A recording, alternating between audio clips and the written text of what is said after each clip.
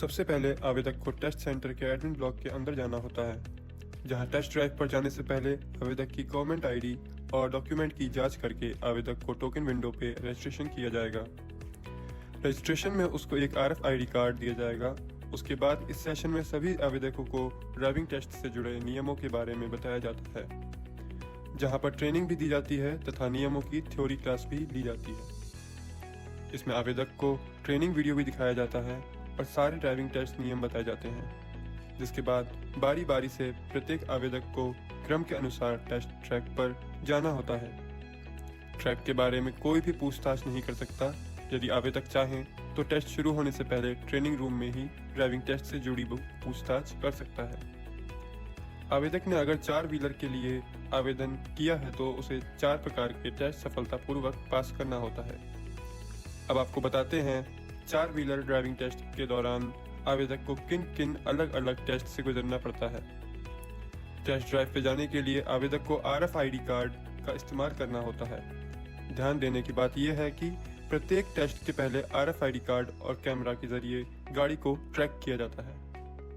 इसके बाद आवेदक को RFID कार्ड रीड करवाना होता है, जिसके बाद बैरियर खुल जाता है और सिग्नल ग्रीन हो जाते हैं।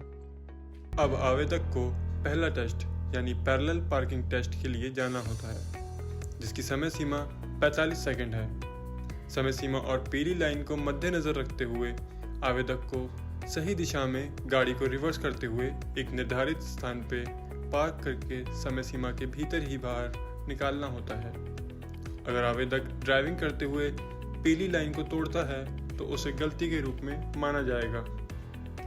इस टेस्ट को सफलतापूर्वक पास करने के बाद आवेदक को दूसरे यानी 8 ट्रैक टेस्ट पे जाना होता है, जिसकी समय सीमा 45 सेकंड है। समय सीमा को मद्देनजर रखते हुए आवेदक को 8 ट्रैक टेस्ट में गाड़ी को आगे की दिशा में 8 जैसे दिखने वाले ट्रैक पर निर्धारित समय सीमा के भीतर ही गाड़ी को ड्राइव करना होता है। इस टेस्ट में कहीं भी गाड़ी को रिवर्स या स्टॉप करने पर इसे एक गलती के रूप में माना जाएगा तथा पीली लाइन को ध्यान में रखते हुए पीली लाइन के सेंटर में गाड़ी को ड्राइव करना होता है। अगर आवेदक ड्राइव करते समय पीली लाइन को टच करता है तो उसे गलती के रूप में माना जाएगा।